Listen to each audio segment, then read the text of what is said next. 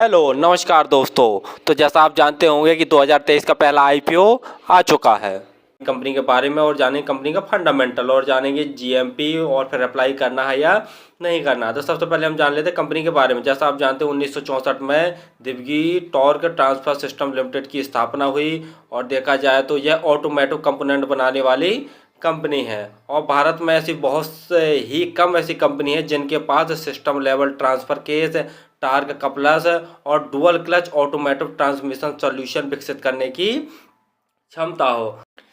दिवगी torque transfer Bharat में automotive OEM को transfer case system की आपूर्ति करने वाली अग्रणी कंपनियों में से एक है। ओईएम बोले तो ओरिजिनल इक्विपमेंट मैन्युफैक्चरर। और भारत में यात्री वाहन बोले तो जो पैसेंजर व्हीकल होते हैं, निर्माताओं को ट्रांसफर केस सिस्टम की सबसे बड़ी कंपनी है। यानी जो ट्रांसफर केस सिस्टम है इसकी सबसे बड़ी कंपनी है पैसेंजर व्हीकल की।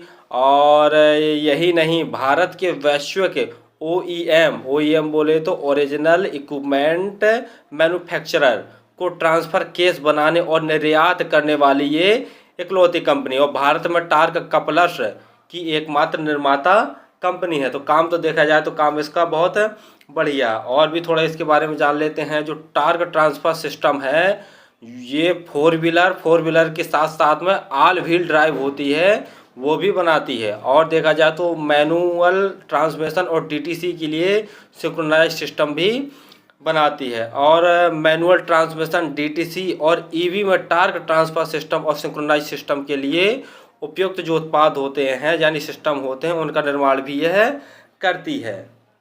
और देखा जाए तो कंपनी ने इन चीज़ों को भी डेवलप्ड कर लिया। ट्रांसमिशन सिस्टम्स फॉर ईवीएस, दूसरा देखा जाए तो डीसीटी सिस्टम्स, और तीसरा rear wheel drive manual transmission.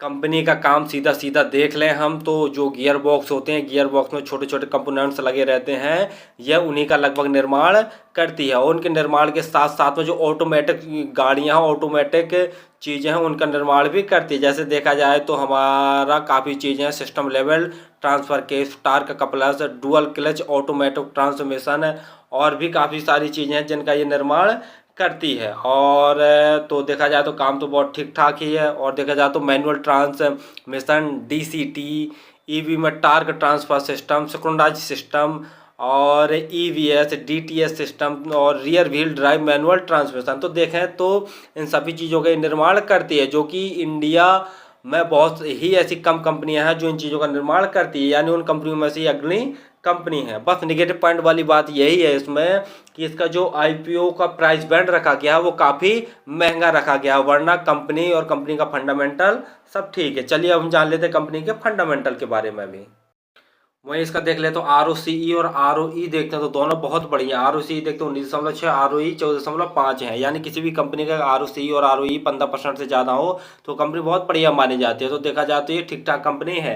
और कंपनी के ऊपर जैसा हमने बता ही दिया कि डेप्ट है, डेप्ट काफ़ी कम रह गया, यानी 1 करोड़ से भी कम, 48 लाख के आसपास इसका कर्जा बचा हुआ है। और कंपनी के पास देखते हैं तो 11.2 करोड़ का नगद कैश भी है, जब चाहिए तब अपने कर्जे को ख़त्म कर सकती है।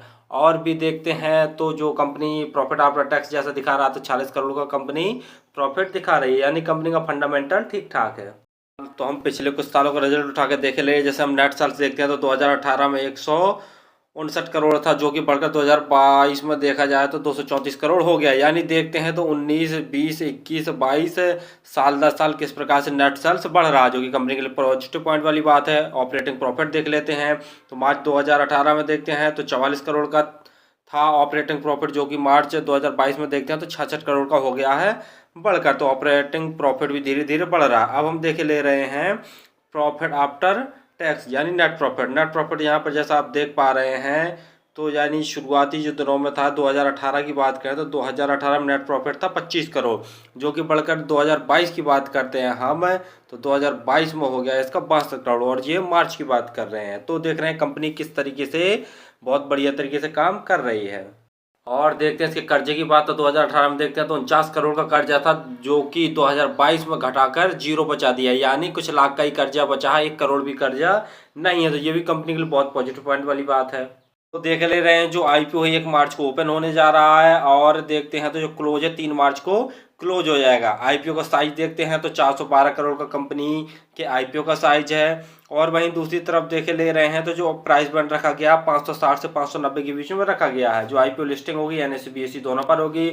जो रिटेल कोटा बहुत कम रखा गया, 10% जैसे ही रिटेल कोटा रखा गया है, जबकि और जो नॉर्मली आईपीओ में देखते हैं तो लगभग 35% का रिटेल कोटा रखा जाता है। क्यूआईबी कोटा देखते हैं तो 75% का, जो एनआईआई कोटा है वो 15% का है और किसी प्रकार का कोई आईपीओ में डिस्काउंट नहीं है। और देख ले रहे हैं तो जो रिटेल कैटेगरी के लिए एक लॉट में अप्लाई करने के लिए कम से कम 14,750 रुपये आपको इन्वेस्ट करने पड़ेंगे और ये 25 शेयरों का एक लॉट है। और जो रिटेल कैटेगरी का अधिकतम देखते हैं तो 1,91,000 रुपये ही, यानी 13 शेयर ही आप अप्लाई कर सकते हैं। जैसे यहाँ हमने बता ही दिया है कि जो ओपन 1 मार्च को होगा, जो क्लोज है आईपीओ 3 मार्च को हो जाएगा। वहीं देखते हैं जो अलॉटमेंट है, अलॉटमेंट 9 मार्च को आपको पता चल जाएगा आपको अलॉट हुआ है या नहीं हुआ है। अगर 9 मार्च की रात में पता नहीं चल रहा तो 10 मार्च की सुबह तक आप इंतजार कर लीजिए, पता चल जाएगा।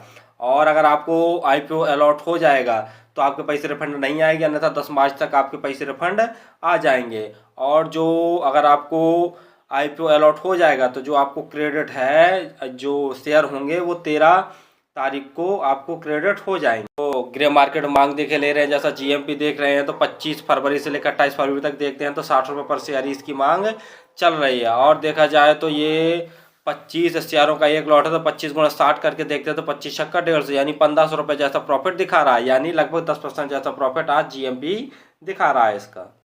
और हमें किसी भी आईपीओ में अप्लाई करना है तो अंतिम दिन ही अप्लाई किया करें, जिससे पता चल जाता है कि उसको ग्रे मार्केट में मांग कैसी चल रही है फाइनली और उसको सब्सक्रिप्शन कैसा मिला है। अगर किसी आईपीओ को 15 गुना से ज़्यादा सब्सक्रिप्शन मिला है, यानी 15 गुना से ज़्यादा सब्सक्राइब हुआ है, तो वो आईपीओ ज़्यादा सेफली माना जाता है। और ग्रे मार्केट में मांग भी लगभग 15% से 20% के आसपास होनी चाहिए, तो ये आईपीओ सेफली माने जाते हैं। और फिर भी किसी आईपीओ में अगर इन्वेस्ट करना चाहते हो आप अपना स्वयं का एनालिसिस करें, उसके बाद ही अप्लाई करें।